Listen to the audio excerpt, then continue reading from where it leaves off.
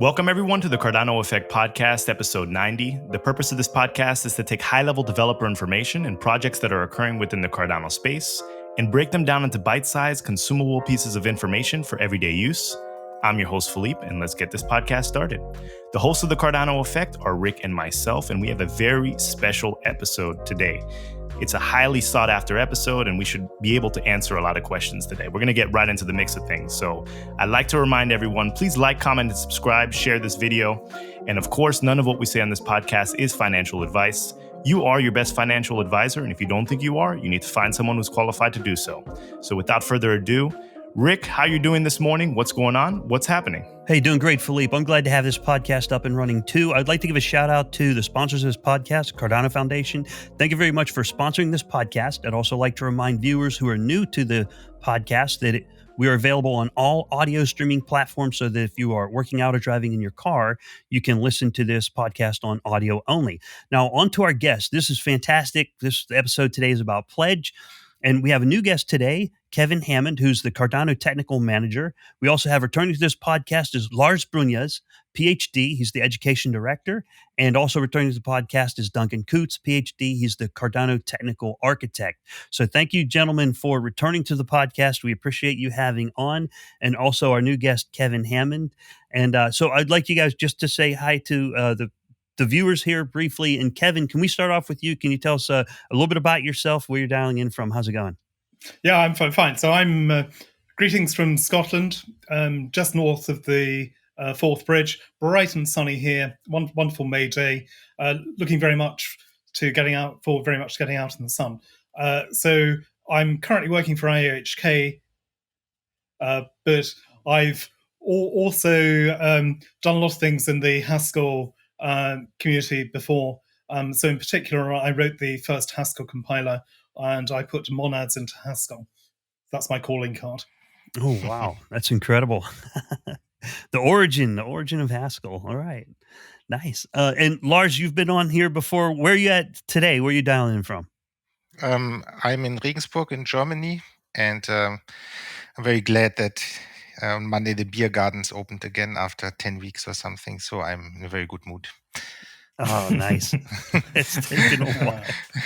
Can we come, Lars? We got to have our priorities. That's right. This sounds like essential travel to me. It does. And Duncan, where are you dialing in from?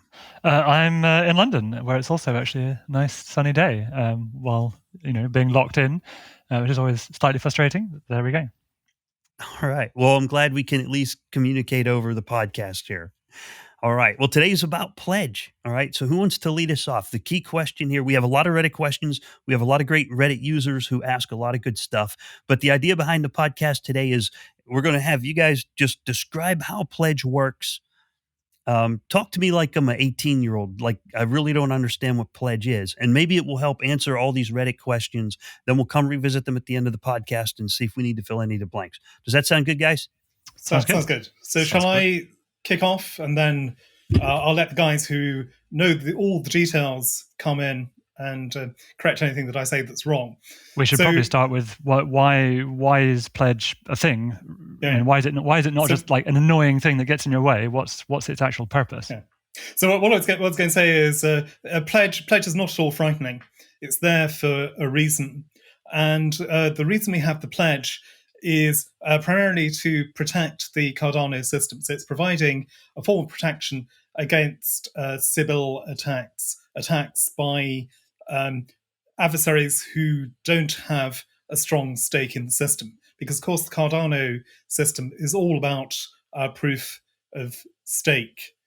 And also, very importantly, for the pool operators, for professional pool operators, it actually gives them an edge through increasing the rewards that they have. So, Lars, do you want to tell us a bit more about that, maybe?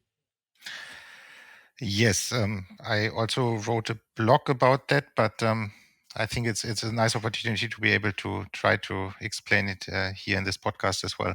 So as Kevin said, I mean, the reason we need that in the first place is sybil attack. So a sybil attack is if somebody that has very little personal stake in the system creates many pools, dozens or hundreds of pools and manages to attract lots of people to delegate to his pool. So then it would be conceivable that even though he has very little stake or investment or cost, he could end up controlling via the delegated stake a majority of the network. So that's what's called a sybil attack. And that would be extremely bad if that happened, because once you control the majority of the stake, you can do all sorts of mischief. So this is an example of one of these 51% attacks. Exactly. Right? It's that you could try to abuse the delegation mechanism to achieve 51% of the stake, and then, as everyone knows, it's kind of game over, or bad things happen at that point. So it's in the interest of everybody, stake pool operators, ADA owners, everyone, that that this kind of attack is not possible, or at least extremely expensive. Similarly expensive to other kinds of attacks that you can have on the system, like just buying up 50% of the ADA. Exactly. I mean, people that are familiar with Bitcoin or Ethereum or other proof of work systems, I mean, in those systems, you also get a 51% attack, but then it's about hashing power. So if some mining pool in Bitcoin has 51% hashing power, that's bad, and he can basically control the system. And of course, Cardano is a proof of stake system, not proof of work. So we don't care about hashing power, we care about stake. So the danger, the equivalent danger there would be if somebody attracted or controlled more than 50% of stake. And so that we need some sort of mechanism to prevent that. And that's where this pledge comes in. So the idea is you make your own pools more attractive if you pledge to your pool. And so what does that help? I mean, what does that have to do with sybil attacks? Well, I said earlier that in order to do such an attack, you have to create a lot of pools, like hundreds of pools. And now if you have to pledge to each of these pools, then, I mean, you only have limited resources. So you would have to split the resources you have, the money you have, amongst all those pools. And so obviously you have less in each of them than somebody that concentrates all his resources into one or two pools. And therefore they become less attractive. And then the sybil attack won't work, because in order for it to work, these sybil pools have to be very attractive. And they won't be if you can't pledge a lot of money to them. So this may... Sorry, Lars. I was going to say, so this may seem like a theoretical attack. It's a really remote possibility. But when we were starting up the incentivized testnet, we actually saw a situation developing like that. As we were starting the system up, when we only had about 5% of the total ADA flowing into the incentivized testnet, then one actor came along with about 3% of the ADA, set up a pool. At that point, we didn't actually have the sybil protection in. So we were at a stage where we thought, okay, if this could possibly be an attack, and if it is, we're going to have to restart the incentivized testnet, which would have been annoying. But you really can't do that on the mainnet, right? That would be a disaster. Yeah, you can't restart it. All right, so the key idea is if I wanted to attack the network and pledge was not a factor, I could just make a pool at 0%, make as many pools as I want, have everybody delegate, and if once I get enough stake, then I could attack the network in some way. That's right. So you would set up loads of pools, zero cost, zero margin, make it look really attractive, run it as a loss leader. But it's you're only sharing the costs. Behind you pretend to be hundreds of different pools that all look super good. And then use that once you're in a position where lots of people have delegated to you, then you use that to attack the network. That's the attack. And you can see that's not that unrealistic. That is a real possibility. So the sybil attack protection is important. As Kevin said, it's not just a theoretical issue. Excellent. Yeah. So the pledge, Rick, it forces you to put your money where your pool is. Right. So you put skin in the game, right? And then you put skin in the game. That's right. Yeah. Real skin. Right. Okay. Well, the point of contention that people have, I'll tell you, I have to admit, I had misunderstandings about pledge. And I'm a pretty noisy noisemaker, right? And I thought these parameters, you got the A0, A5, something, I forget. You guys tell me. A0. And I thought these things were adjustable to where pledge starts forming an optimal zone, and you can put a pledge cap in. You could put in a minimum pledge. I thought these were all plug and play numbers, but as other community members stepped forward and said, hey, look, here's a graph, here's a chart, here's a heat map, it started to make more sense. So basically, the sky's the limit. Pledge can go from nothing all the way up to some maximum number. That's a general design idea, right? That the pledge is you give a real broad playing field to work with, and then find out what happens. Is that the idea? I think the crucial idea is it's the outcome of a competitive equilibrium. It's the outcome of everybody competing with each other. So it's not that there is the most important thing everyone needs to remember is there is no minimum pledge and there is no maximum pledge either. The pledges are what people choose, and it's what you need to be competitive. So that this is one of the reasons why there isn't an easy answer to the question of, what pledge should I pick, or what will the pledge be, because it is the outcome of everybody competing with each other. So this is why we have to look at what are the factors that influence what pledges people might choose, and therefore what the outcome of everybody, in equilibrium after a number of epochs or rounds, or people getting used to the idea, where it settles out. Where it settles out is hard to predict exactly because it depends on people's psychology, but we can make some, rational, assuming that people behave in a relatively reasonable, rational way, then we can make some good guesses. And we've got a model that we can start with and people can play around with, and we can. Yeah, I think we should discuss that in a bit more detail, because that really shows what are the factors that influence why one might choose a large pledge or a small pledge or different levels of pledge. Okay. So if I might say, one of the important things also to realize about the pledge, not only that there is no minimum value, is that actually as you start to put more pledge in, so there are diminishing returns. There's really no advantage to putting more pledge in than you need to optimize your rewards to secure your place in the pool ranking. Beyond that point, you're essentially just wasting money. You might as well just delegate it to some other pool and take the rewards from them. Yeah, okay. So one of the very important constraints on how large this pledge will grow in the competitive equilibrium is how much pledge pool operators actually have. I mean, you can't say, the pledge is so big that no one can afford it, because sort of by definition that can't happen, because it's always choices of people choosing a pledge. So you can't say that, if you've got 100 pool operators and they can only afford, this amount, that the minimum pledge will suddenly be more than that. That doesn't make sense. It can only be the amounts that they choose to pledge. So the question is really, what is the pledge that you need to be competitive with all those other people who are also have an ability to, gather some capital and choose a pledge value. And then, as Kevin said, the other effect is that there's a diminishing return to the pledge that you choose. So that's another effect that will tend to cap the size of the pledge, and that's one of the reasons why it will find an equilibrium with a reasonable value. Is this diminishing returns? Lars, should we look at your? Do you want to talk about your simulations, your model? Yes, I just want to say, as Duncan already said, I did crunch some numbers, but the absolute values of the numbers are not important and they might be misleading. So I would hate for before we show you any look numbers, at it I'm sorry? You have to take all the actual numbers with a grain of salt here. The key point is about the relationships between. So the important thing is actually, and I want to point that out once I show the numbers, is not the numbers themselves, because there are lots of assumptions and they may be unrealistic. Important is basically the relations you see between the numbers, and we can get to that. So should I share my screen here? Yeah, yes, and sir, tell us what the model that you've got is. Yeah, before I share, maybe. So the idea is it's I basically just simulate 35,000 people with some stake. So I try to follow this Pareto rule that, wealth is not equally distributed, right? In the world. And there's this rule of thumb that 20% of wealth, 20% of people own 80% of wealth.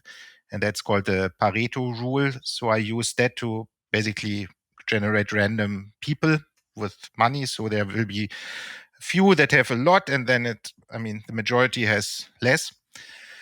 And then I assign each of them arbitrary random costs operation cost for their pools. And then we can basically play with the parameters and see, given these simulated stakes and these simulated costs, which are probably not very realistic, but anyway, it's something to start from. Given these parameter settings, which would be the 200 pools that would lead in the ranking. And then we can see the effects, how stake and cost compare, and so on. So maybe so before we do that, Lars, could I just say the numbers may not be completely accurate, but we've based them on what happened on the incentivized testnet.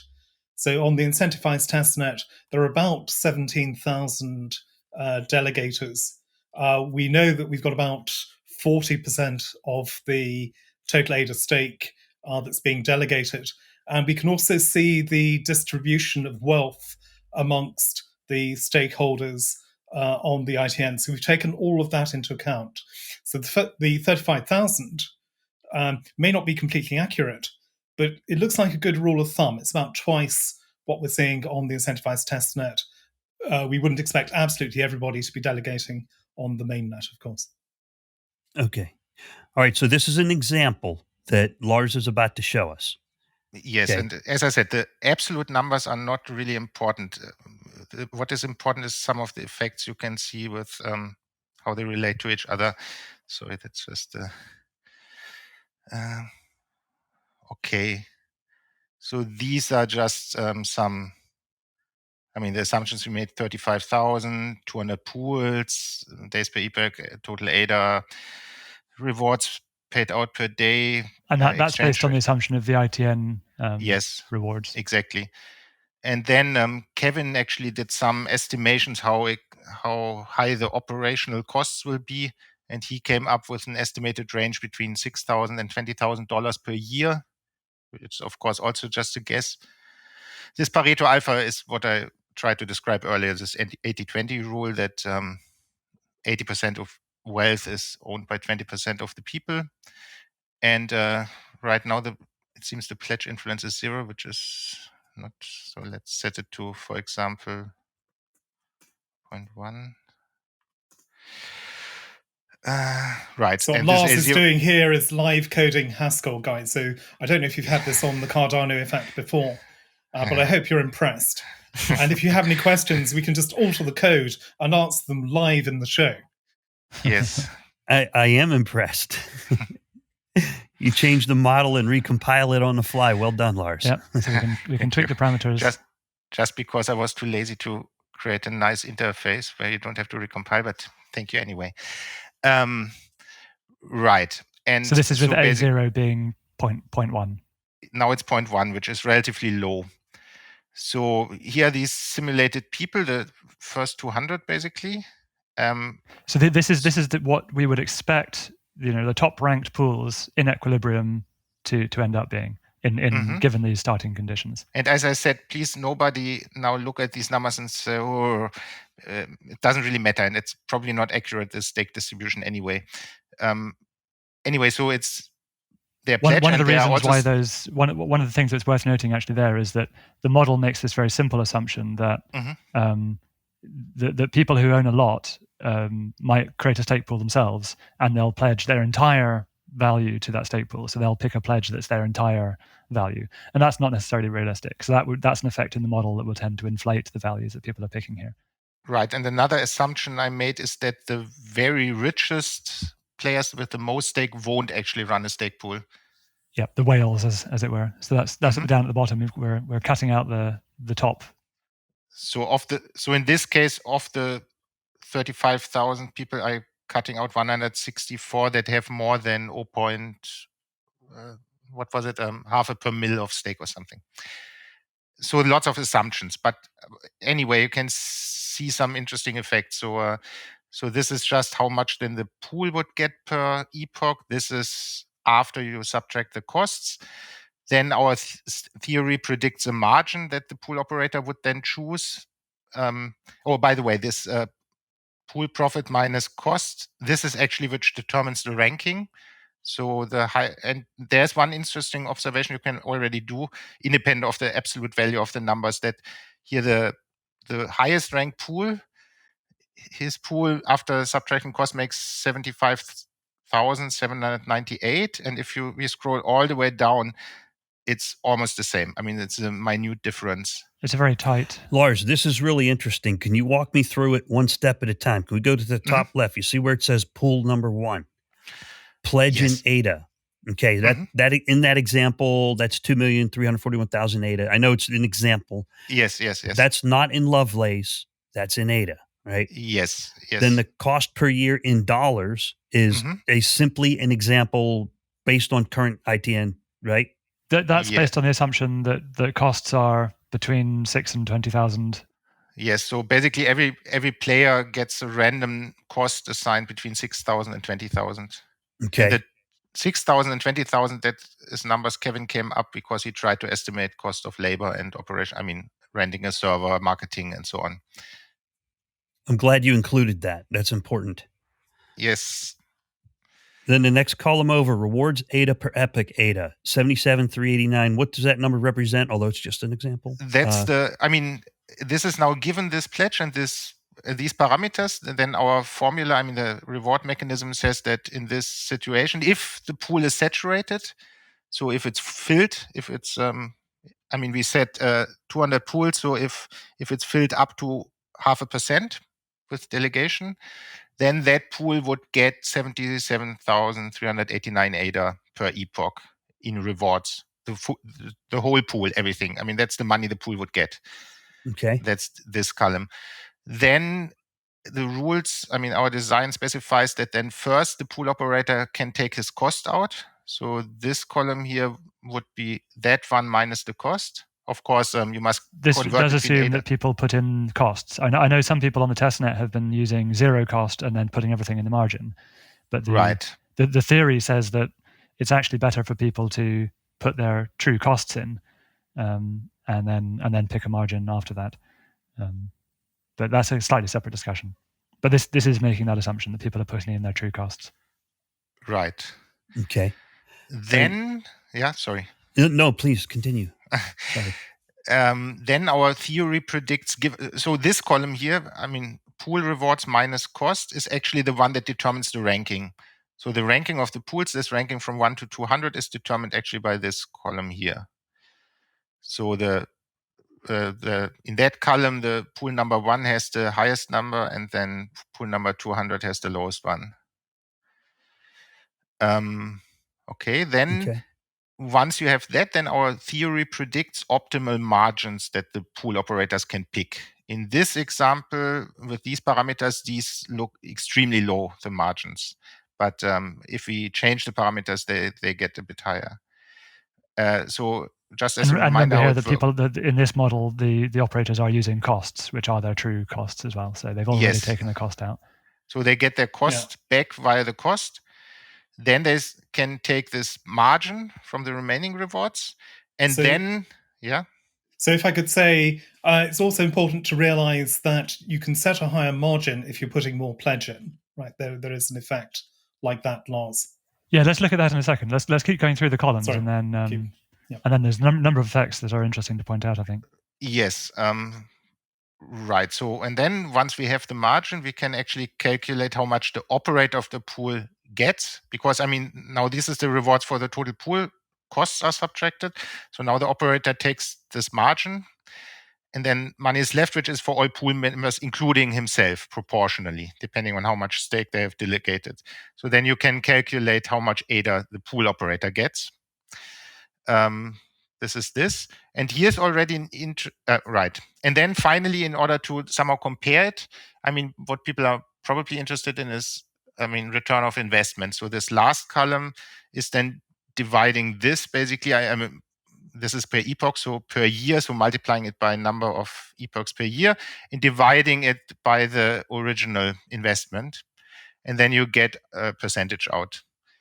And I mean, the height of the percentage, whether 3.7 is now realistic or not, that, as I stressed before, that's not important. Which is much more interesting is that if you look that this column of the return of investment is not at all ordered like the ranking. So, I mean, here the highest ranking pool has 3.7%. But if we scroll down, we see someone here that has 3.9, for example, even though he's on number 80. So that means that in the end of the day, your return of investment is basically completely independent of your pledge. All your pledge does it like gets you into the ranking. As long as you are amongst the 200 saturated pools, basically what you actually get out of it in the end, your return of investment is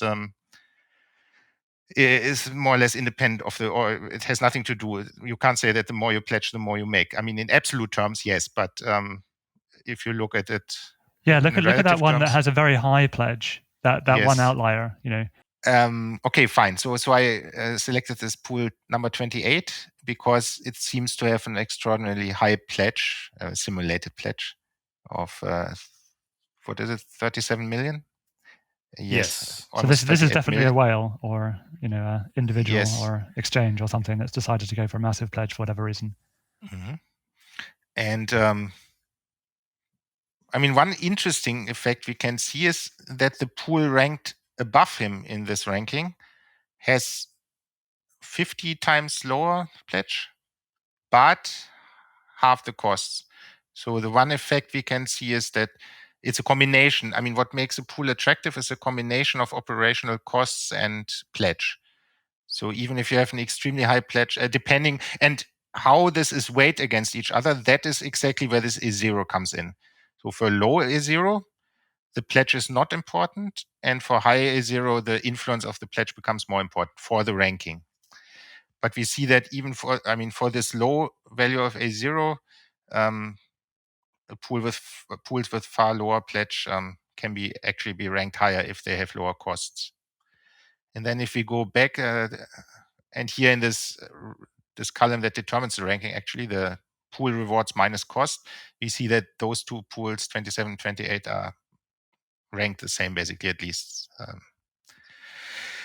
The number of digits I showed, maybe there's a difference after the decimal point. Yeah, they're right next to each other. I have a follow-up question. So I'm trying to understand this from a business perspective. So we're talking about the A0. Are you guys leaning towards a higher A0? Because from what I see, the bottom pool was around 312,000 ADA pledged, and then the top pool 37 million. So there's a factor of 100 there. And from what I see from the ROI, from that 3.56 up to the 3.9, that's like an increase of around 10% for operators. And you said that you wanted to prevent sybil attacks. So how is this congruent with preventing sybil attacks if the returns on percentages for delegating a larger amount are so nominal that it really doesn't matter that much whether you're pledging 37 million or you're pledging 30,000? Like, if the return on investment is so low, how would that prevent sybil attacks? Because you have to get into that top group. That's right. The key point, is that there's not a massive increase, or not a massive benefit of having ever higher pledges. You just need to have a big enough pledge to get into that top tier, and it's the fact that you had to put in that initial pledge at all. That's what gives you the sybil attack protection, because that should be high enough that it means that you can't, in practice, create hundreds of pools and execute the sybil attack. Okay. So there's a number then that gets you into. There's an ideal number that gets you within this list as far as pledge. But it's not a number that we hard code somewhere, and it's, as Duncan before said, it's a equilibrium that has to be found. So basically, all the people interested in running a pool are competing against each other, and the 200 or whatever the number of pools will be, best ones, they will end up in that group. And so, it's not a number we pick. And two things. One is that, so as Duncan said, one important reason, you need the pledge to actually get into the top pools. Otherwise, you don't have any return on investment. So that's the one thing. And the second thing is, as you can see nicely in rows 27, 28, that you can compensate for higher operational costs with a higher pledge. So if you, for whatever reason, have high costs, maybe because you operate in a high-cost country where labor is expensive, so you can't run your pool very cheap, then you can compensate for that and make your pool attractive by having a higher pledge. That's another reason why you would want to choose a higher pledge. But the most important reason is what Duncan said, that, I mean, you must get into this group of the top 200 pools in the first place. Yeah. Otherwise, you don't get any. But after that, you can see that having a higher pledge does not necessarily give you a higher return on investment. Like looking at this line 27, 28 here, Yes. the highlighted line 28, that's the the super whale. They are getting a lower return on investment compared to the guy who's got 50 times smaller pledge.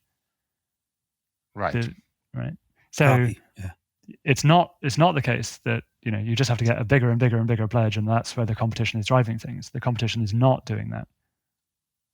And also, another very important thing to notice here is that you don't have to be competing with the super whales. You have to get into the list at all. So you need to look at not the biggest pledge that anyone is doing, but kind of the the lower end, the smaller end, at the margin. What do you need to get into that top group? Because once you're in that top group, you can achieve these returns on investment. You just need to get in at all. So you don't need that. You're not competing with the person who's having the highest pledge. You're competing more with the people with the lower pledge, and also on the cost. Okay. Can I ask a few things about these example numbers that we're using? Mm-hmm. You see down way at the bottom left side, it says number of whales, 164. Those have been removed from this list, right? So they're not even included in this 200. So yes, they are delegating rather than running their own pools. Okay. Oh, I got you. Okay. That's the top whales delegating. So these are the actual top 200 pools. That's right. So the assumption here, Rick, is that, say you are incredibly wealthy, then your labor cost to you is going to be so high that actually it's beneficial to delegate rather than to run your own pool. So you'll either have to become technically competent, devote some of your labor into running the pool, or pay people to do it for you. So actually, and when you're doing that, of course, by running the pool, you're also taking some risk. So you're taking a risk that your pool doesn't deliver, that you slip in the rankings, all these kinds of things. So actually, there is an incentive, a social incentive, for very wealthy individuals to not run their own pools, but to delegate to third-party pools. And we've already seen that on the incentivized testnet to some extent, where IOHK, CF, and Emergo, we've all been delegating a lot of our stake because although certainly in IOHK's case we're perfectly competent to run the pools, there is a cost to us to doing that, and there's a limit to how many pools we can rationally run and manage. So it actually is better business for us, as well as better socially, to delegate out our stake. So we'll need to see how this works out on the mainnet. But it's absolutely not the case that all of the whales will definitely want to run their own pools. We believe a lot of them will be delegating. And I mean, as I said before, this may be unrealistic assumptions. I mean, who exactly will behave like that and not run their own pool? So it might not be 164, it can be 20, or it can be 500. But the point is, this is not important. These effects we talked about, that the ranking is not just following the pledge, that the cost has an influence, and especially the part that the return of investment, once you are amongst the saturated pools, that then your return of investment does not depend on the height of the pledge. I mean, those are effects that are stable, even if we change the assumptions, even if I play with the numbers and plug other numbers in there. I mean, the absolute numbers will change, but these effects won't change. So that's the important message. Lars, let's have a look at what changing A0 does. Yes. Because one of the things that's noticeable here, if you scroll back up to the top of that column of the pledges, the costs here, right? So apart from that one outlier on 28, the thing to notice here is that all these costs are very low. So this is remember, with they A0 can be between 6,000 and 20,000, but all of them. But the most here, competitive top ones here have ended up with mostly the costs being driven down to being very low. Yes. So that's an interesting effect of where we have picked A0 to be quite low.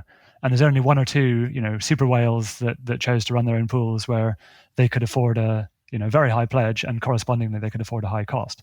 But if we bump up the A0, you'll see that has a different effect on the costs that certain pools can support in a competitive equilibrium, which actually may be very interesting to people who are thinking of running pools commercially that do have non-trivial IT and labor costs, and it's not just one person in a bedroom. Yep, I know what you mean. And so just for example, for the viewers to catch you up, what Lars did there is he went to the A0 parameter. It wasn't labeled, and he changed it from 0.1 to 0.5. And That's then right. You didn't recompile the table. You just executed the program, and now it's recalculated the model. I recompiled the program because right now these numbers are hard-coded. And then I ran it again and a new simulation with these different pledge. All the other parameters stayed the same, but this. So it's done a new random sample of users. Yes. So the thing to notice here is that there's still quite a lot of low cost pools, but there's also a much higher number than previous time of medium and higher cost pools, right? Up in the 9, 10, and teens of thousands costs, right? So the effect of when the pledge is of greater influence by setting A0 to being 0.5 rather than 0.1. We now see that you can have competitive pools that actually have higher costs because they can compensate for it by having a higher pledge. So that is actually one way that higher cost professional pools can actually compete. Apart from all the kind of things outside of the model like marketing and everything, but just directly on the the sort of game theory, they can still compete by having a higher pledge. Okay, but equally, Duncan, we're not excluding any pools. So anyone who wants to run a pool can run a pool. They can run a pool with zero pledge. Yeah, sure. Did I mention that you can run a pool with zero pledge? There is no minimum pledge. Right, and I mean, even if you are not amongst the 200 first pools, I mean, you can. It's not illegal. I mean, you can still have a pool that would rank on number 5,000. The only thing is that our theory predicts that then people probably won't delegate to your pool. But I mean, you can still, of course, delegate to your own pool and then also get some staking rewards from your own pool. It's just, we only expect people to actually want to be in your pool with these parameter settings if you are amongst the first 200. But you can do whatever you like. I mean, you don't need a pledge, or it can be as low as you want, and so you're totally free. There are no hard-coded limits anywhere in our system. Okay. And another thing that's probably worth mentioning is this. Well, first of all, the 200 limit, it's just a number we've picked out of the air. But secondly, what Lars is showing is what happens in a theoretical limit. So in practice, what we'd expect is that if we choose, say, 200, as he's done here, then in fact, the delegation will be spread out a bit further, and there might be 50% more pools or so. And in fact, on the incentivized testnet, what you're seeing is we set the parameter at 100, and we're seeing about 260 pools that are viable according to our. Sorry, could you cut the word viable? But there are 250 pools that are making a good profit according to our calculations. Okay. Now, I noticed an interesting effect in this example. Lars, can you scroll up to about row number 28 again? And when A0 was set to 0.1 in this example, the 27 and 28, the percent all the way on the right-hand side was at 3.5 and 3.9%. And now that you set A0 from 0.1 to 0.5, I see that it shifted downward slightly in that zone. And the pool's probably completely reorganized, but we're not talking about that. So that percentage on the right side also shifted. So that was an effect of A0 going from 0.1 to 0.5. And I can explain why that happens. Because as we just said, when the A0 is low, the determining factor for high ranks, for good ranks, is cost, low cost. So with A0 and 0 or very low, pools are attractive when they have low cost. And the higher A0 goes, the less important operational costs become, and the more important the pledge becomes. But what does that mean? I mean, costs is basically efficiency of the system. So, the total rewards, all the costs get taken out before anybody gets any rewards. So the more expensive all the operational costs are, the less is left for rewards to actually give to people. So that means the higher you set A0, the more expensive the pools will operate, and the fewer rewards are left, so everybody gets less. So that's one of effect of increasing A0 is that this return of investment will tend to go down. Okay, so the percentage on the far right, the ROI percent that we call ROS percent, for example, that number is the total percent pool rewards in this model, or is that the pool operator percent? That's the pool operator. It's basically, if this is his investment, the pledge, then per year, how much does he get out of his pool? Okay. After he has paid has taken his cost out and also his people, the delegates to his pool. Okay. You guys really have you've thought this through so thoroughly. I mean, I you know what I mean? Like in the example, in the case of my pool, I'm paying almost as much for internet. I'm in the United States and things are kind of expensive, I guess. I don't know. Like I'm paying almost as much for my internet as I would have to pay if I rented a cloud server instead. And that's just the internet. That doesn't include the hardware and the processing power. Plus, there is additional time and effort involved with maintaining your own hardware server as opposed to using a cloud service. That's why cloud services are so popular. And now I'm starting to realize, I'm like, wow, I'm starting to think about one of them cloud services. I'll stick to bare metal, but I'm thinking about it. But it is a factor. The cost of the hardware, the cost of replacing hardware. When you purchase a cloud service, you don't have to pay to replace hardware. They take care of that. You just put your software on there and run whatever you want to run. So very interesting so far. Yeah, so I think the very important effect here to notice is that when it's not that the return on investment sort of got worse because you increased A0. It's rather that the people who are competitive are able to support higher costs, higher operational costs. But those people themselves are getting a lower return on investment because there's more money being taken out in costs, and so there's less as profit. So it's not that like higher A0 means that you get lower returns. It's rather for a single pool, they have whatever their fixed costs are, their full economic costs. They're going to be, they'll do equally well under either, their return on investment is going to be the same either way. It's just a question of which are the pools that are going to end up in that equilibrium. Okay. And another thing that, as we're kind of saying, is once you're in this equilibrium state, your pool is saturated, then it doesn't matter too much where you are in the ranking, right? Exactly. Yeah. I mean, that's the important message, that once you are amongst the top pools, it doesn't matter whether you are in there because you have low costs or whether because you have a high pledge. So here's another way of looking at it is if you're a pool operator that does have high costs, you actually want a high A0 because you would like the competitive equilibrium to support higher cost pools. And those higher cost pools are able to compensate for their higher costs by gathering a bigger pledge than people who've got extremely low cost pools. And whereas in the world where A0 is very low or zero, then it really is a very strong race to the bottom of low cost. Okay. Now this kind of begs an interesting question where we don't know what A0 is, right? But for example, right now I think it's 0.1 on the Haskell private Pioneer testnet, I think is what Kevin set it to. How do you find A0? That, I guess, is really the question. I don't know if there's an answer to that question. How do we do that? How do we find the right A0? 0.1 is too low. 0.9 is too high. How do we get there? Actually, the 0.9 question is actually interesting because it's not A0 is not a value between 0 and 1. It's actually a value between 0 and infinity. Mm-hmm.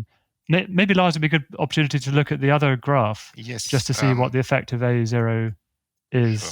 Yeah, Rick, when we were doing UMED spreadsheets last podcast, we set A0 to 5. So, right. I mean, Indeed. it can go... Exactly, yeah. So we shouldn't have in mind that like 1 is some magic, upper, and that we have to pick between them. Okay, thank you. Lars, do you want to explain what's going on here? Yes. So this is now something else. It's just basically the pool reward. So it's not return of investment, not just for the pool operator. It's just the pool reward. So on the x-axis, we have pledge, and on the y-axis, we have pool rewards. So that's pledge as a fraction of all the stake in the whole system. Yes, yes. So basically, because if we also have 200 pools, then 0.05. So here, that would be basically the highest pledge, because afterwards your pool is saturated. So this diagram actually only makes sense in this. Maybe I can.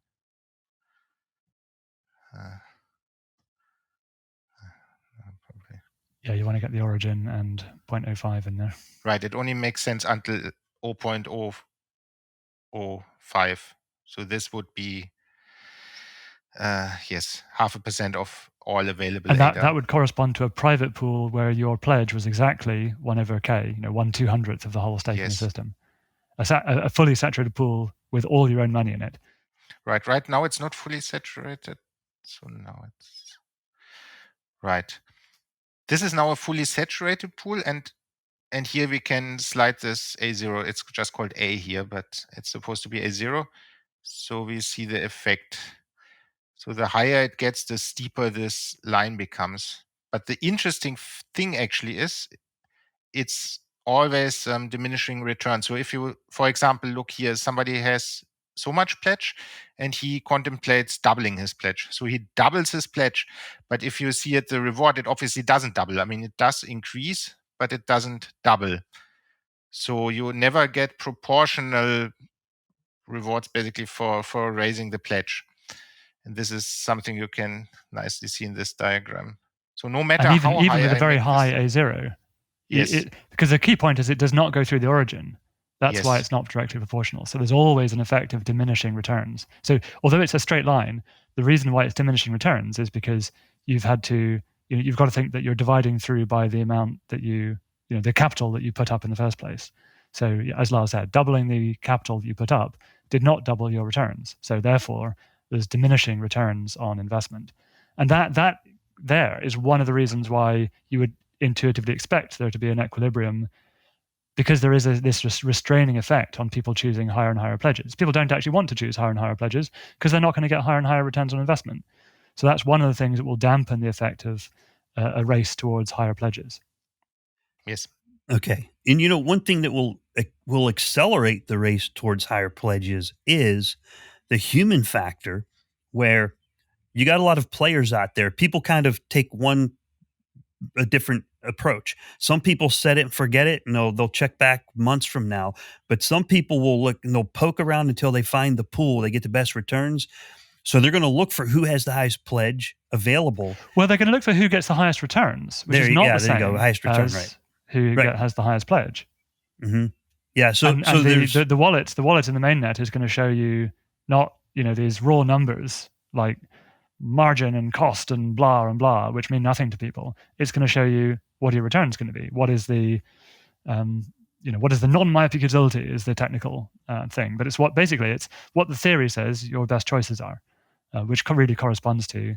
And I forgot to mention that earlier. I mean, the stuff I showed earlier was from the point of view of the pool operator, but from the point of view of the pool delegates, all those 200 pools are exactly as attractive. They all pay exactly the same returns. They've all reached an equilibrium where they're equally good. That's from the point of view it means to be in equilibrium. That's a very important point. Yes, so maybe I should go. So it's the race to get into that top 200.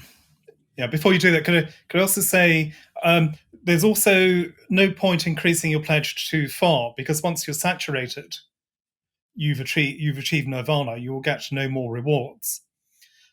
So if you do have a lot of ADA, the correct strategy is not to put it all into one pool, but to put some of it into one pool up to the saturation limit, or probably quite a bit less, because you want to get other people's ADA delegated to you. That's probably the optimal strategy.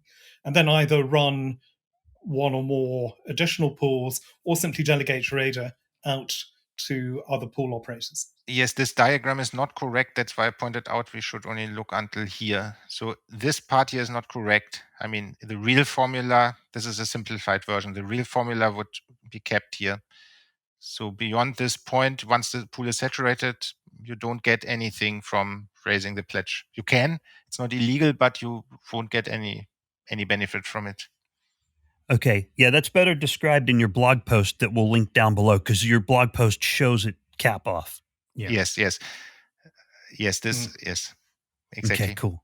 The nice one about this is just that you can fiddle with the parameters. Yes, because in the blog post you can't play with the knob. We'll see later, Rick, because maybe we can get a version of this that people can play with themselves. And Kevin, you were asking a question where we would go back to the other screen share Lars did. What was that related to? Oh, that was Duncan. Duncan, do you want to ask Duncan the question? had a question on that? Did I?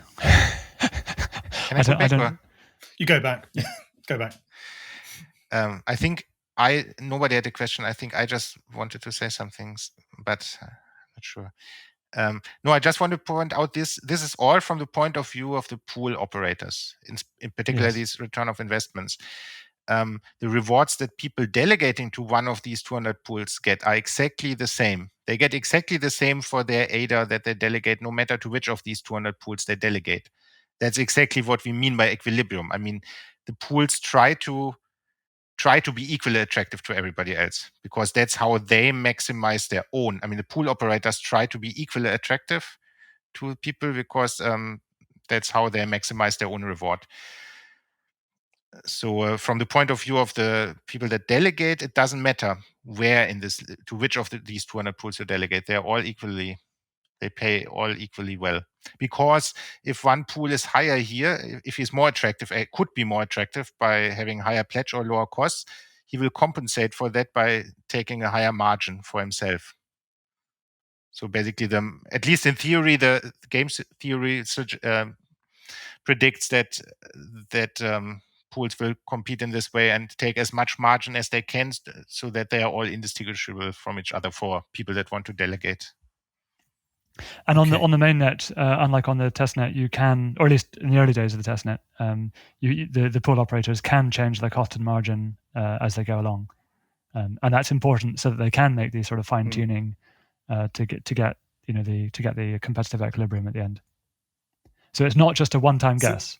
You're allowed, the pool operators can react to what each other do, and that's important to end up with that equilibrium.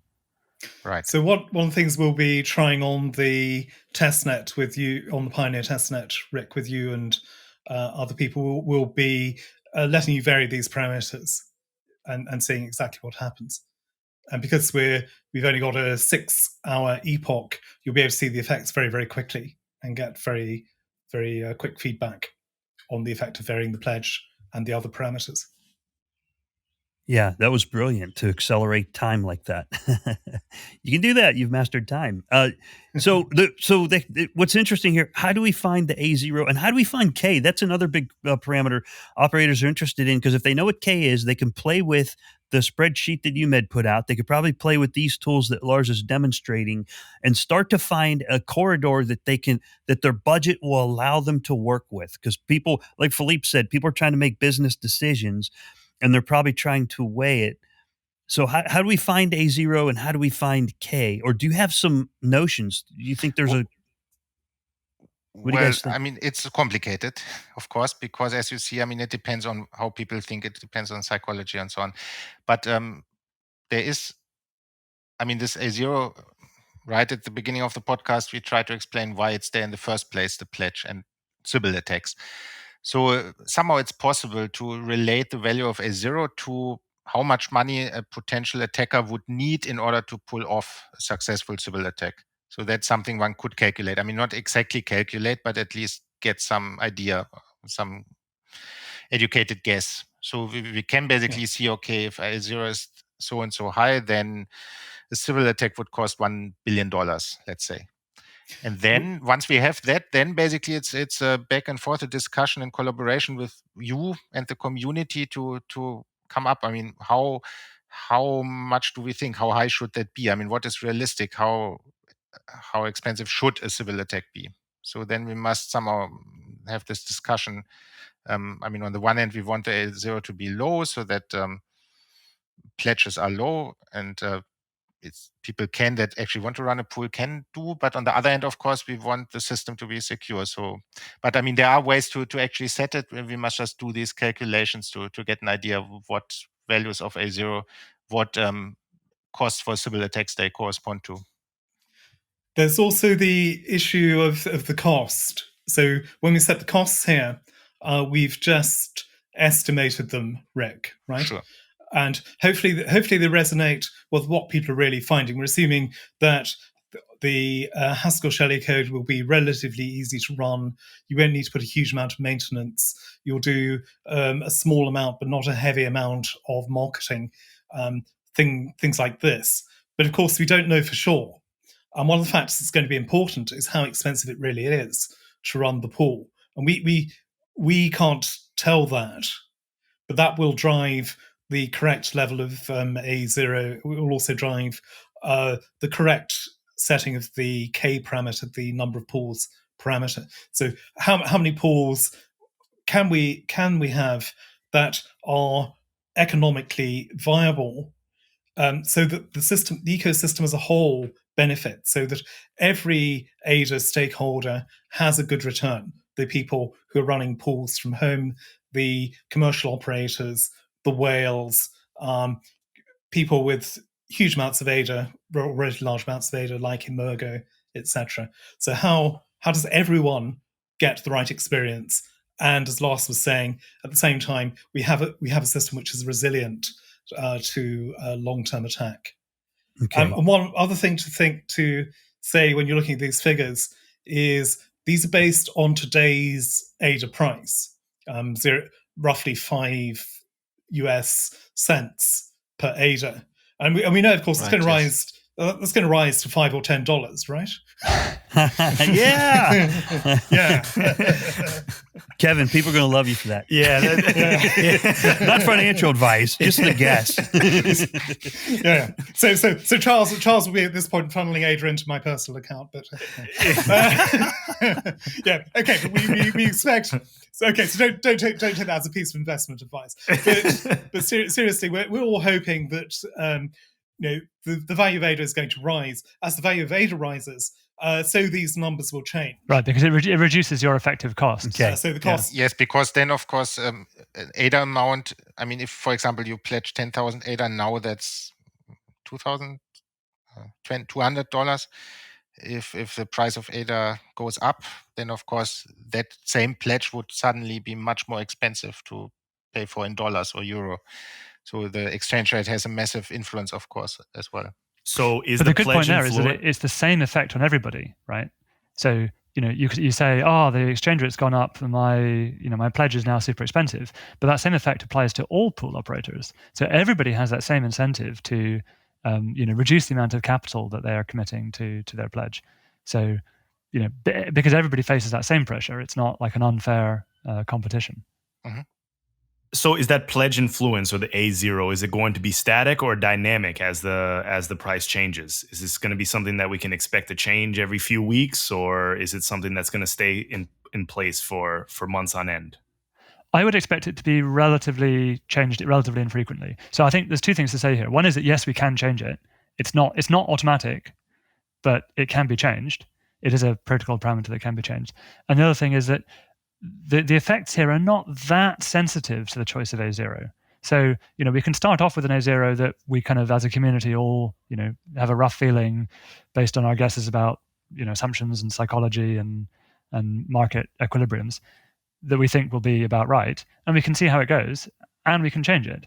And the effect, it's not that strong of an effect. It's not this do or die, like when people were thinking about it as being a minimum pledge, it's not like that at all.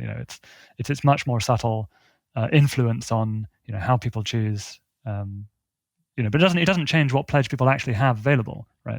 That's always going to be a limiting factor on the amount that people choose to pledge.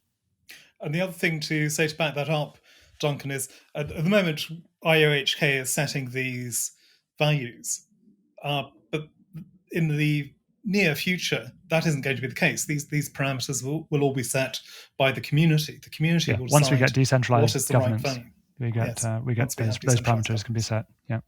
Yes. Okay, so this is kind of interesting. Let me give you an example to make sure I understand this correctly. Let's say A0 is set to 0.1, and K equals 1,000, and a bunch of pools start popping up with very low pledge, and the appearance of a sybil attack begins to emerge.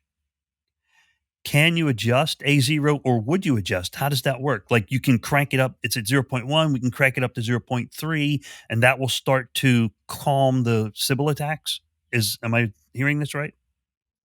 Yes, you can do that. You can crank it up from 0.1 to infinity if you want it, but that would seriously perturb the system. Okay. So if that was a concern, yes. You can't crank it up instantly. It's not something that we would want to do in a reactive manner. We would want to try and pick it such that these things wouldn't happen. But yes, to some degree, if it were happening very slowly, you can change this parameter, once per epoch. But we would expect it to be relatively static. That once we, as a community agree on roughly the right level, that we would then, keep it at probably that level. And then, as I said, it's not the overall equilibrium is not that sensitive to the choice of A0. Okay. Another thing to point out is if you did have 1,000 pools running, you would have to be running 500 of those or more to gain enough ADA to be able to launch a sybil attack. That's a lot of work to launch your sybil attack. Okay. Yeah, so probably the bigger factor on for pools is really the choice of K rather than the choice of A0. Okay, or a combination of the two because they work together. They do work together, yeah. But I think that the system is actually less sensitive to the choice of A0 than it is to the choice of K, because K is basically, the all the rewards, the monetary expansion that's going on per epoch, being divided between either 1,000 or between 100. So that makes a big difference to. Or anywhere in between, depending on what K is chosen to be. So that means that K factor is actually more important because that determines the leaderboard. The top however number of pools, and that's what you need to get into in order to be competitive. Yes. But also, if you have K being 1,000, there's lots and lots of pools. They would, there's still only a pie of a certain size that can only support costs of a certain amount. Yeah. If it's divided only 100 ways, then each one individually can support higher operational costs. And there's obviously a trade-off that we want to have between, as users, you would like to have the system be run cheaply. As a stake pool operator, you want to be able to have. It's not about the profit; it's about being able to do it properly. Spend the right amount on labor, equipment, etc., so that you're doing it in a proper way and not just something that will fall over at the first sign of a denial of service attack or something. And users of the system would also like proper pool operators and not just people running it from their bedroom on a shoestring budget and a shoestring internet connection, because they want it to be robust. So as overall as a community deciding these values, there is an interesting question of how expensive do we want our pools to be, both how many of them, because obviously more of them costs more, but also how expensive should each one be individually. So that's a discussion that I think is worth having. And as I said, K is the bigger, more important parameter here than A0. Okay. So along with K, K kind of goes along with the pledge discussion a little bit. So we can talk about that for a moment. Lars, while we're on this, are you done with your screen share? You can either turn it off. You can find something cool. You can put up cartoons for us to watch or something like that. So what is a good K parameter? And I'll give you an example. Is there a technological limitation that says we don't want K equals 100,000 because if you have 100,000 nodes running, it's not beneficial to the network, and we don't want K equals 50 because of other technological reasons. We need more robust, we need more geodispersion or whatever the case may be. So do you guys have an idea of what K should be for mainnet? Do you have engineering decisions or what? How's that? I can speak to the engineering ones, and maybe Kevin, you want to talk about the other aspects. Okay, let's do that. So from engineering, yes, in the end, there's a scaling limit. Blockchains still don't scale that fantastically, but we could easily get into the thousands, I think, or maybe even the tens of thousands. We haven't tested at that kind of scale because our expectation is it would be a lot smaller than that. So I don't think we're not expecting there to be a technical limitation on the higher end. The higher end would be limited by as a community what we want the costs of the system to be, because obviously the more pools, the higher the cost. And on the low end, that's really about, what is decentralization? If you've got one pool, it's clearly not decentralized. If you've got 5 mining pools, well, that's probably not decentralized either. But maybe if you've got 50 or 100, or then it's more into the social question or philosophical question of what is it, what is sufficiently decentralized that I can trust it as a decentralized system, that it's not just 5 mining pools like in Bitcoin. Kevin, do you want to talk about the other? I mean, that moves into the other aspects. Yeah. So then the cost and social issues are, say you did run 100,000 pools, then each pool could only get 100,000th of the rewards. So that your costs would tend to dominate.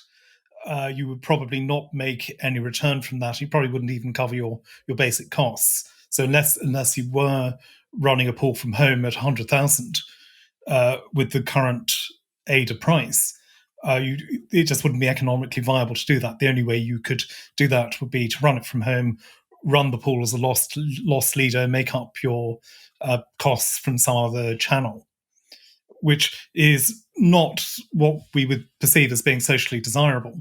We want to have competent people running the pools. We need that initially. So initially, we're certainly not going to have a number that is anywhere near 100,000. And then, as Duncan says, the question is how far we can creep it out. So we've got Charles has said he would like 1,000 pools to run. That seems to be entirely plausible. It's a nice round number and it's a good goal. It might be too high for all of those pools to make a commercial return. Maybe quite a few of them would then be amateur pools. Or alternatively, it might be lower than we could support going down the road. So what we will expect to do is to start off cautiously, because we want to give people a fair chance to make a decent return. And the K parameter is one of these parameters we can vary over time. So if we see, yes, the system is coping well, we're getting a good number of professional pools, but we're not only the top 50 are actually getting the rewards, then perhaps we have to increase the K number to spread that out a bit further. So it's going to be something that is driven by the social goals of the system. We want to be as distributed as possible. It's going to be driven by the technical goals, making the system as robust and reliable as possible. But it's also going to be driven by economic goals, making sure that everyone gets a good return from the Cardano including the ADA price, right? Because if the price of ADA goes up significantly, then actually, the costs that you can support in operating the system go up. So that might be one of the ways, as Charles saying 1,000 as a decentralization goal is a good goal. But if you can't get there initially because there wouldn't be enough, to go around to make each of those pools, that they can be run professionally in an economically viable way, then you just have to start lower. And then, if the price of ADA goes up, you would actually be able to gradually increase K. And because the amount of money, the size of the pie has gone up. And so you can divide it between more pools and have them still be viable and get a higher degree of decentralization. But it is also a philosophical discussion that the community ought to be having amongst ourselves about what is decentralization. Am I decentralized when there's 10, 20, 100, 1,000? What is it? What does decentralization mean? How decentralized is enough? Yes, because you don't need it to be. You don't need decentralization for its own sake. It's to achieve some goal, and you don't. And the more pools you have, the more costs it takes to run the system. So there is a balance in between the philosophical goal of achieving whatever we mean by decentralization and having something that is economically viable for everybody. We also have a sense check from the incentivized testnet, which is that I think we have about 750 pools that have been running. So it's absolutely not infeasible that we would have 1,000 pools on the mainnet pretty early, Rick. But as Duncan's saying, not all those probably would be running as commercial pools. You wouldn't expect them all to be running commercially at that level. So you may have well more active pools than the value of K. Like you might pick K as 200 and see 500 pools. That's kind of the effect that we saw on the testnet. That's it. That's the exact numbers I came up with. I said, oh, wow, we have K equals 100 and we have 280 effective pools, And so if you put K equals 400, you end up with about 1,000 effective pools. But you would also have to make the assumption the price of ADA were to go up to make it people want to do it.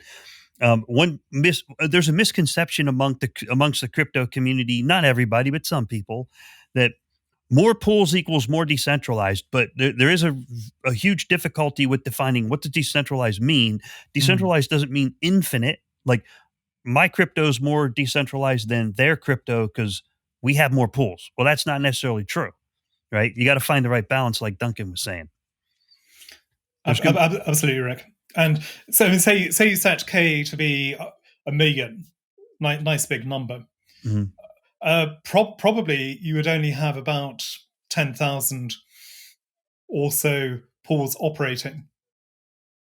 So a lot of the potential rewards will then simply be dispersed. You wouldn't even see the rewards, right? Yeah. Also, so I think really the big comparison here is like, 5, right? With Bitcoin, you've got 5 big mining operations, right, in Bitcoin. Last time I checked, anyway. And so if you're already going to like 50 or 100, you're already massively more decentralized than those. The difference between 100 and 200 is, proportionally much less than the difference between, going from 5 to 50 or 5 to 100. You're already massively more decentralized. How decentralized do you want to be? That's where you have to draw a line and say, well, what is it? There's a difference between decentralized and chaos. You don't want chaos. We won't have chaos, Rick. We're not going to allow chaos. We don't want chaos. We don't want chaos. There are also different notions of decentralization. We probably don't have enough time to go into it on this podcast. But one of the notions of decentralization is to have enough stake pools producing blocks to maintain a healthy ecosystem and to prevent attacks. Another is to have enough stakeholders delegating their ADA in the system. And another one is who has control over the long-term Cardano ecosystems. These are all different kinds of decentralization. And you might well have different settings for each of these. So it's perfectly reasonable, for example, to say, well, we want to have 1 million entities, 1 million people owning ADA. Right? Why not? That would be great. 7 billion. 7 billion. Okay. That's the entire world population, right? So 7.7 billion. 7.7. Okay. That's so my goal. Okay. So 10% don't own ADA. Fantastic. So yes, and then each of them is going to have some voting rights. So you'll have hugely decentralized voting rights, but you wouldn't expect all of them to be running a stake pool, producing blocks, etc. It's not necessary for the health of the system to do that. Yeah, and a lot of people just don't want to do it, and that's just how it is, And that's why we have delegation. Yeah. So there's a message for the technocrats, which is you can rule the world. You can use your knowledge, your technical capabilities to run your pools and have people delegate to you. How's that the message? That's good. That's more power to the DevOps-oriented people out there. My joke on one of my podcasts was, the reason DevOps run a pool because they need money. Rich people don't need money. They already got money. They're just going to delegate. Yeah.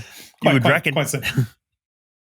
So we've talked around a lot of this. There were a number of questions that people had on Reddit. Do you think? Yes. Are there any that? Let's go over to Reddit quickly that haven't been addressed by what we've discussed so far.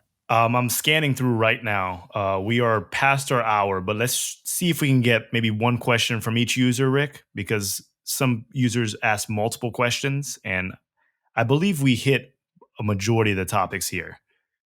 We did. I'll hit one from Outrageous Dark because it looks like their questions. I had scanned this before we started. One of them was another question about sources of centralization. Will geographical or cloud clustering of stake pools become a potential source of imbalance for the Cardano network? So that's kind of like a combination of pledge and the network. So could that become a sense of imbalance if everything's running on the cloud?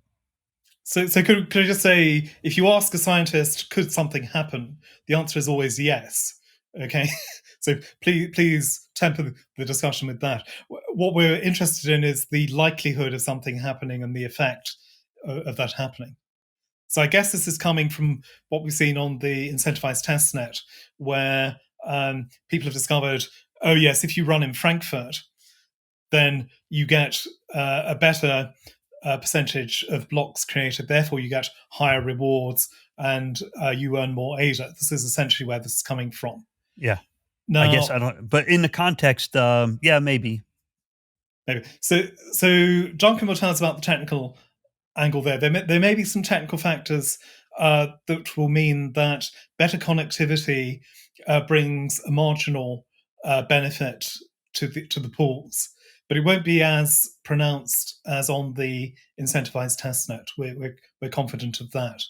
In particular, the network design is completely different. It's been designed to be more decentralized, and we've already on the Pioneer testnet, we've tried it on at least 4 continents, right? So we have pioneers in South America, actually maybe not South America, North America, Europe, Australasia, and Asia, all happily cooperating there. So it will be less of an effect that we will see.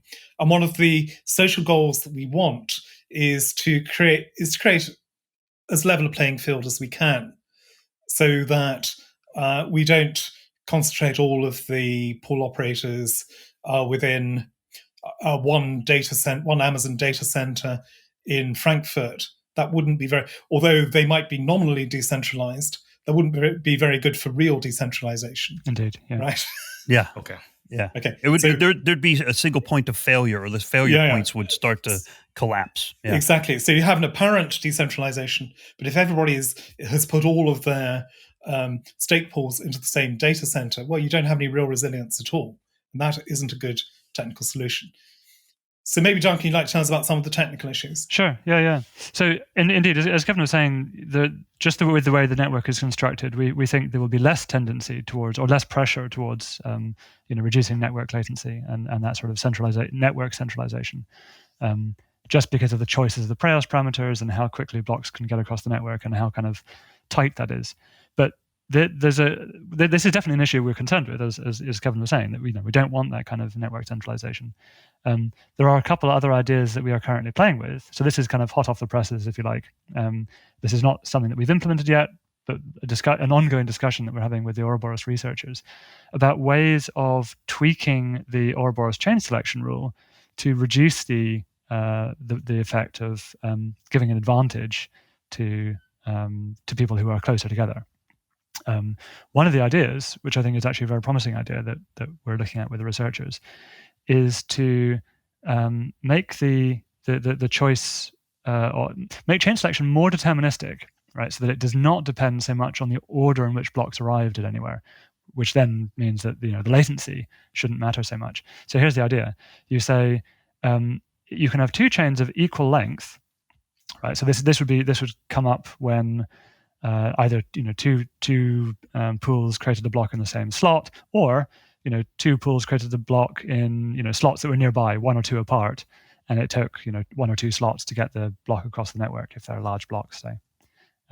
So they could have been same block, same slot, or they could have been just nearby. But the point is that they didn't build on each other; they were created kind of simultaneously in time from the point of view of causality.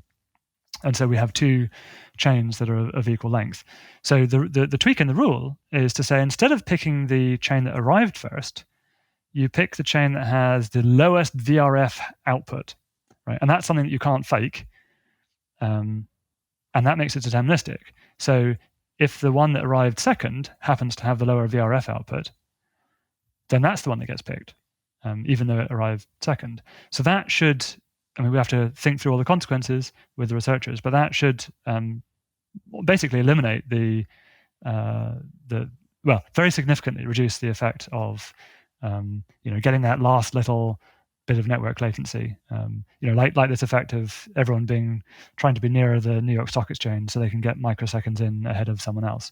It should eliminate that kind of effect entirely. So we're looking at very closely at that idea, because we don't want that kind of network centralization. That's a bad thing. You're also likely to push your costs up, and we've been having a discussion about costs. Right. So actually, you might make yourself less competitive. Yeah, we'd like people to operate, not have to invest in fiber optic cables and the rest of it, and private peering arrangements.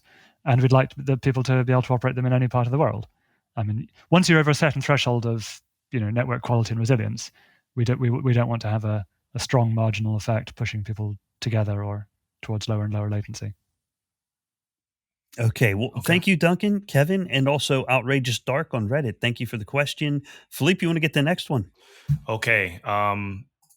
Outrageous Dark asked quite a few questions. I scanned through. I think we answered most of his. I don't know if you want to. In general context, I think we got all those. It's a very good. It's more like a written article on there. Yes. Great. Could you maybe pass those? We should have a look at them. And we might answer them offline if. Okay. It looks like Smotchkiss questions are answered too. Yes. We don't have a special number yet. Glitch is on there. Did we get Glitch? Yeah, I mean, we talked about this earlier in the podcast. I mean, yeah, Glitch. I think Glitch's main concern, not entirely, was pledge. Instead of becoming stake pools become pledge pools, where many people become pool owners and they all concentrate their pledge into one. Yeah, we didn't talk about that. That's a really good one to talk about. One topic. That's one. Is that a good topic to hit right now? Oh yeah, it's a good topic. All right. Well, thank you, Glitch, for that. Go ahead, guys. What's your thoughts on that? On everyone. So one of the very important features that people perhaps gloss over when thinking about the stake pools is the fact that the role of the owner and the operator are different, and there can be many owners. So the operator is the person who actually runs the pool. They run the server, etc. But the one or more owners are the people who put in the pledge, and the system is designed so that those people have to have a strong, close relationship to each other, right? So it's not just pledging is not just like super delegating. It's not just a better form of delegation. You do actually have to have a close relationship of a trust relationship between the pool owners and the pool operator. But nevertheless, it means that you can form like a Reddit coalition where you can get several people together to put enough together to get a competitive pledge to get you into that top 200. So that's one way in which the pledge can be less of a burden, because you can do it by aggregating between a group. So I think that's a very important thing to keep in mind when also thinking about the levels of pledge. It's not just what one guy on Reddit can achieve, but what could a group of people achieve together who trust each other to the degree necessary. Yeah. And it'll happen. Some will form and they'll be successful, and some will form and a part the group owner dynamics pledger will not work out. Yeah. They'll pull it, and the rewards will disappear for the remainder of the epic, and poof, the trust is broken, and it'll fall apart, and that's what's going to happen. Just like when it comes to pledge and getting a good pledge, some pools will die off. Yeah, it's just that's what happens in a competitive environment. It already happened on ITN. Yep. And it'll happen on the mainnet. Is someone will fire up pool, they'll push, it won't work out, it'll die off. That's just how it works. And it's worth bearing in mind that with this sort of Reddit coalition style pool, there is limited trust. It's not unlimited. Your pledged funds are not at risk. The only thing that's at risk is that in the next epoch it might all fall apart and you don't get any rewards that epoch, and then you just go and delegate or pledge to a different pool, or kick out the one guy who didn't meet their pledge. And carry on with everybody else. So it's not game over. There's no capital or funds at risk. It's just if it all goes south, then that pool won't get any rewards in that next epoch. Yeah, but then of course you might also lose some delegators. So you really don't want that to happen. Yeah, I mean it's not good. It's not good, but it's not like your capital is at risk. No, it's not that bad. All right. Well, thank you for those answers. Thank you for the question there, Glitch. And Philippe, I think we're good. I scanned over them, Yeah. all the ones related to pledge Yes. and the context. I think we are good. I think Yes. we're good to go. Lord Wooten 77 has a really good question there, but we can't answer those yet. It's about what should the K value be, and how do we decide which server to rent, and so on. And that's the kind of stuff we're just going to have to learn trial by fire. Is do it, find out what happens. I wish I knew an answer. I wish that you guys we have here today could just spoon feed me all the answers, right? Just make my life easy. Give me a K number. Give me, but I guess we're not there, right? And it's also a community discussion, right? It's also something where Charles and IOHK and everyone wants that feedback and discussion of how should we pick these things. It's not just a centralized decision, right? At least it shouldn't be. So what would your advice be as far as, the business owners that are trying to create a sustainable staking pool business? What's our window going to be until we find out whether or not what the exact values are, so we can run the calculations, do some back of the envelope calculations. People can decide whether they're going to make future investment or they're going to divest from their staking pool. It's important to know, maybe not like a week or two before Haskell mainnet releases, but maybe a month or two before, so people can start putting a certain plan of action together to figure out whether they're going to either move forward full steam ahead or they're going to divest. This is one for you, Kevin. Yeah. So absolutely. So it's something that we're very aware of. What we would like is to get more input from the community, because we, as you saw in the numbers that we put together with Lars, we've got a rough idea of what we think the cost should be, but we haven't been able to base that against our real operating costs to work out what people's expected marginal return is, and so on. So getting some more information would actually help us drive the best business decisions.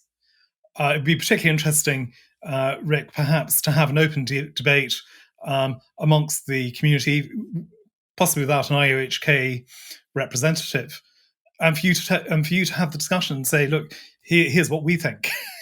That would be very interesting to us, and also to give us, to say to us, no, look, these costs you're giving, these are completely unrealistic. It's going to cost. I'm based in, I don't know, Virginia, USA, and I'm renting a gold-plated server from Apple, and it costs 10 times as much as you're estimating. So no way can I compete in that. You need to set the cost high, and you set the A0 higher if you want me to compete. This kind of thing is very interesting to us. We'll do our best with the data, of course. Okay. All right, Philippe, sounds like we have our homework assignment from the professors. Yes. And so Philippe and I we kind of take the bull in the china shop approach. We're just going to piss everybody off. Yes. And make them angry. And then they'll talk about it.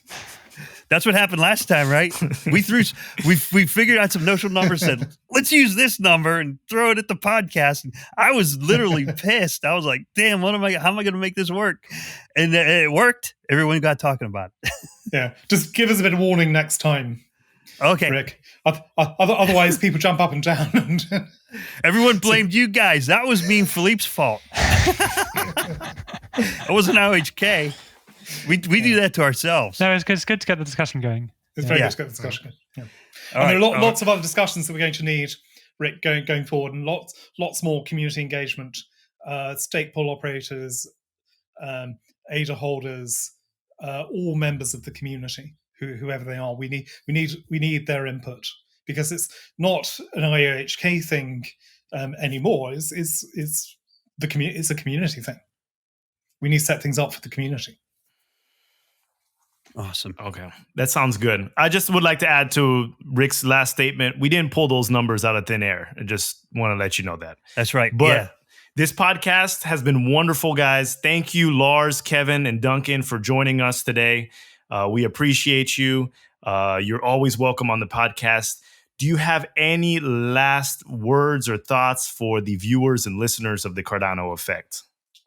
Just something that came to me when you asked about what kind of server to buy. I mean, just wanted to point out again, isn't it wonderful that we have a proof of stake system? I mean, where you can actually use some Raspberry Pi in principle. I mean, we should always keep that in mind. I mean, if you had proof of work, then we are talking moving to the polar circle, to the Arctic Circle, and so I mean, next to a nuclear power station or a some Exactly. other source of cheap electricity. Yeah. So I mean, of course, there are some requirements. I mean, you need some sort of memory and so on. But I mean, it's so much more down to earth than anything that came before. So I just think it's nice to remember that. And we even have one brave soul within IOHK who has been running a Haskell node on their Raspberry Pi. So it's not only theoretically possible. It was also somebody from the community in Miami last year, I believe. Wasn't that? Yeah, I think so. Yeah, I've got one to play around with. I haven't got it all. The pool in South Africa runs on a Rock Pi. Yeah, pool in South Brilliant. Africa is on a Rock Pi. Right. So Cool. have fun. It's going to be exciting. It's going to be an exciting ride. We're just at the start of it, but it's great. It's great fun. It's fantastic to see where we are, Rick, and what's been achieved. All the wonderful things that have happened with the community through the incentivized testnet now coming to fruition. Shelley on mainnet, and exciting things coming up behind that. Okay. It is. Yes, perhaps the other next big thing that people can get involved with will be when the Shelley testnet has opened up slightly wider. Once we've got most of the bugs shaken out with the friends and family testnet, so that'll be a good opportunity for people to get more involved. Okay. So speaking of which, we better go back and start fixing things, right? Yep. Duncan? Yeah. Writing more tutorials. Sounds Thank good. you. Sounds good. Thank you, guys. And until the next episode of the Cardano Effect. Bye, everyone. Thank you very much. Bye, Thank everyone. you. Bye. Bye.